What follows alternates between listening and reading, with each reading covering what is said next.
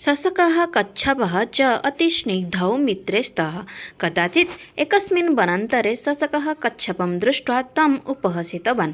सः उवाच, त्वम् अत्यन्तं मन्दः, अहं शीघ्रं धावामि, त्वं मां कदापि न जितुम् अर्हसि। कच्छपः शान्तम् आसीत्। सः उवाच, भवतु, वयं दौडनं कुर्मः, पश्यामः कः विजयी भवति। दिवसः निश्चितः। सर्वे वन्यपशवः एकत्र मिलित्वा दौडनं द्रष्टुं समायाताः।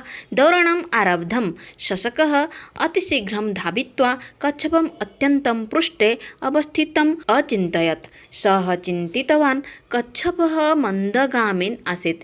अहं क्षणं विश्राम्य तदा पुनः धावामि। एवम् उक्त्वा सः वृक्षस्य अधः शयनं कृतवान्। कच्छपः मन्दं मन्दं गत्वा विश्रान्तं शशकम् अतिक्रमं कृत्वा लक्ष्यं प्राप्तवान्।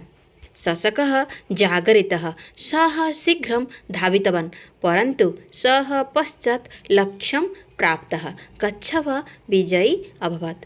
अतः अयम् उपदेशः लभ्यते यः शनैः शनैः गत्वा अपि लक्ष्यं प्राप्तुं शक्यते। Even slowly going, the goal can be reached.